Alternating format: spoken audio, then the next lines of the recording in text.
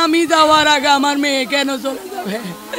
আমি আপনাদের সবার কাছে বিচার চাই। আমি এখানে কোপালো, এখানে বসা, এখানে একটা, এখানে সবগুলা আঙ্গুল বসান আমার মেয়ের। হাটহাজারীত 24 ঘণ্টার ব্যবধানে 3 অপমৃত্যু।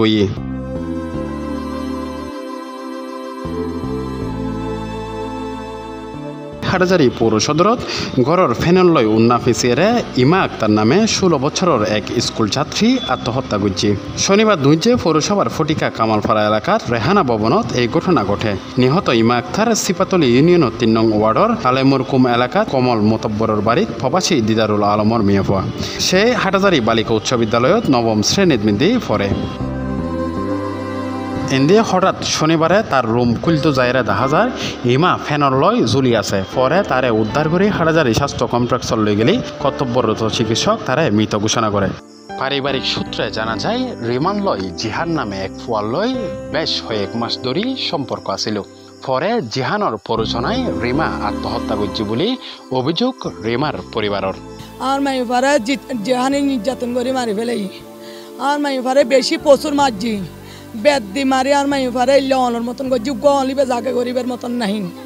আর মাইফার অন্দুনু ইল্লে ভাঙি ফেলে নখ দুনু আম ভাড়া মকিন দাইডে খেললে ইল্লে পুরো ইমি দিয়ে এত গোটা দিন দিব শুয়ারি কোনো মা বাপ কোনো ভাই বোন আর মতন যেন খনিকে বুক খালি নয় আয় অনর আছে বিশেষ চাই। এই বিষয়ে জেন্তন সালি সিবেতলি ইউনিয়ন পরিষদের চেয়ারম্যান নুরুল্লাহ হাসান লাবু সি প্লাজর হয়। পোস্টমর্টমের পর আজ লাশ পরিবারের হাতে হস্তান্তর করেছি। তো পরিবারের পক্ষ থেকে বিভিন্ন মিডিয়া কিংবা আরা যে জানিত চ্যানেল দিয়ে মাইপা আসলে ফাঁস লাগাই দেয় অনেকের কুপ্রস্তাব বা কোনো খারাপ চিন্তা চেতনা বা প্রসারণা করছে, উদ্বুদ্ধ করছে ফাঁস লাগাই বললে বলি।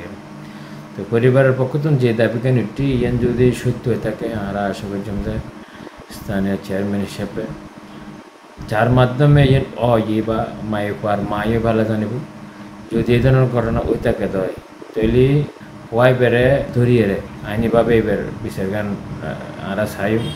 জানা গিয়ে মোহাম্মদ জিহানো কামালপাড়ার বাসিন্দা, কিন্তু ঘটনা কতটুকু সত্য তা জানিবেলাই জিহানোর বাসাত গেলে কিয়ারে ফানো যায়।